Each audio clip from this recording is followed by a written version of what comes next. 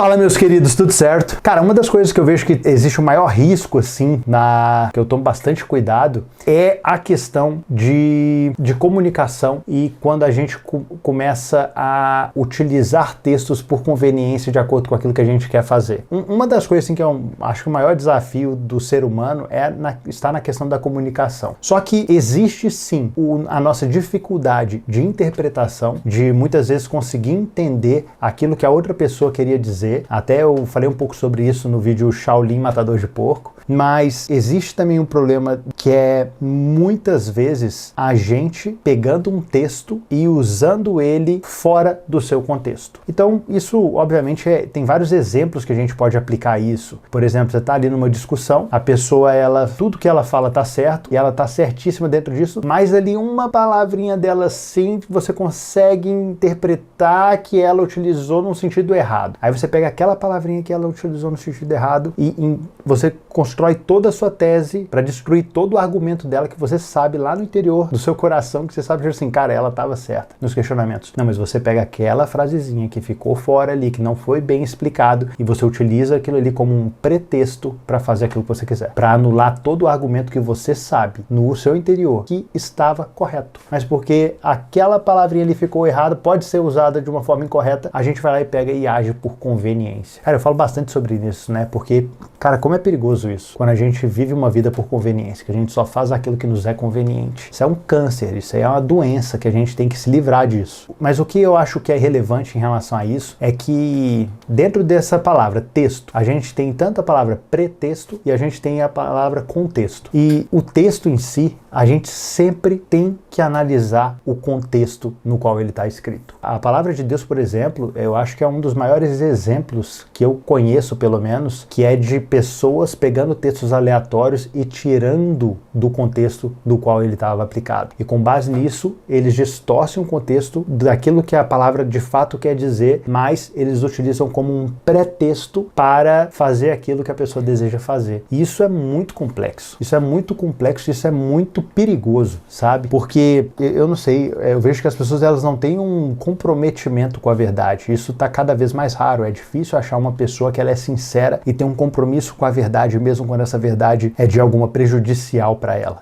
A gente age muitas vezes por omissão. A gente pega ali o contexto inteiro e a gente anula várias partes daquele contexto de forma a gente alcançar aquilo que nós desejamos. Claro que é difícil quando a gente para analisar também que no mundo esse é o modus operandi. As pessoas à nossa volta, cada vez mais, elas são amantes de si mesmas e elas utilizam as coisas, as palavras, tudo que está em volta por conveniência para um bel prazer, para que ela se dê bem. E é difícil isso, porque parece que muitas vezes se você viver segundo a verdade, você vai ser prejudicado. Se você jogar com regras claras, é como se você estivesse dando armas para o inimigo. É como se você entregasse para ele armas que ele pudesse te atacar. Sendo que se ele agisse com a mesma idoneidade, com a mesma sinceridade, sem cera, sem qualquer tipo de falsidade, de manipulação, a sinceridade das duas partes faria com que você ainda assim tivesse pontos positivos para ganhar uma determinada batalha. Mas porque a pessoa oculta a falha dela, porque a pessoa ela não mostra aquilo que existe ali por trás, você acaba perdendo. Então, quando eu entro dentro desse fator, eu gosto muito de um texto que está lá em Eclesiastes, que agora é em Eclesiastes 7, eu não sei exatamente qual que é o versículo ali não, mas ele fala assim: não sejais demasiadamente justos, porque destruirias a ti mesmo? E também não sejais demasiadamente tolo, porque apressarias o dia da tua morte? É bom que apegues a um texto sem tirar a sua mão de outro, e quem teme a Deus encontrará o melhor de ambos. É muito interessante isso, porque se a gente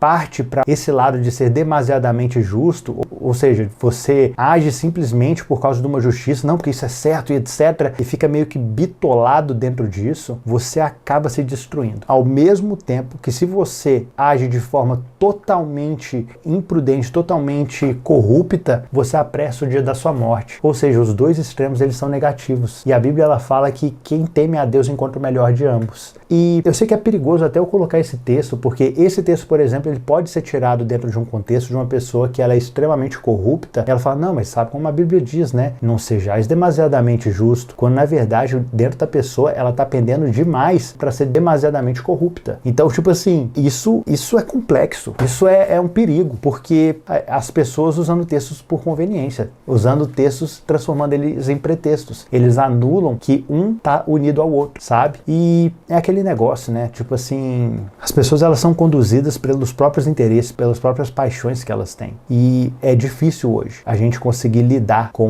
de uma forma 100% honesta. Quando eu paro pra pensar nisso é até desanimador, porque fala assim, rapaz, não tem solução. Talvez seja melhor mesmo só se tornar corrupto, porque pelo menos você vai ter um benefício de alguma coisa. Mas aí tem a sua estrutura de fé por trás, sabe? Eu não sei, mas eu prefiro me apegar em um texto que Jesus diz, que bem-aventurados aqueles que têm sede de justiça, porque eles serão saciados. E a questão é a seguinte, ele não fala que a gente vai ser saciado em vida. Talvez possa ser somente na nossa morte. Mas o fato de eu não conseguir ver uma justiça sendo feita em vida não pode ser um fator determinante para que eu abra mão de um valor que eu percebo que ele é mais excelente, sabe? No final das contas, eu percebo que a minha sinceridade, a minha honestidade, ela tem que estar primeiramente para comigo mesmo. Tem que estar primeiramente de acordo com aquilo que eu acredito. E eu tenho que ser sincero comigo. Eu tenho que poder olhar para aquilo que eu faço, para as obras que eu faço e ver que elas são coerentes com aquilo que eu pratico, que elas estão dentro do contexto da minha fé e não ficar utilizando por pretexto.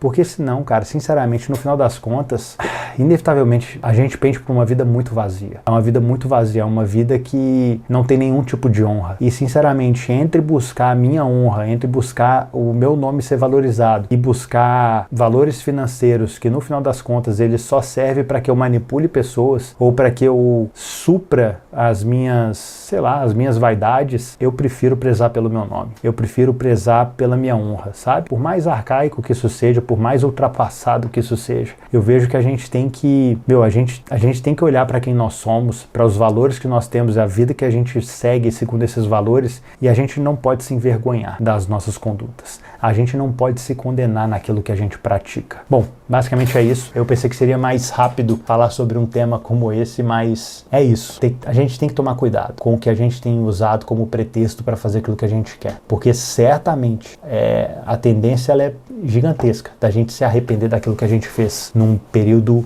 muito em breve, tá? Mas é isso, meus queridos. Um grande abraço.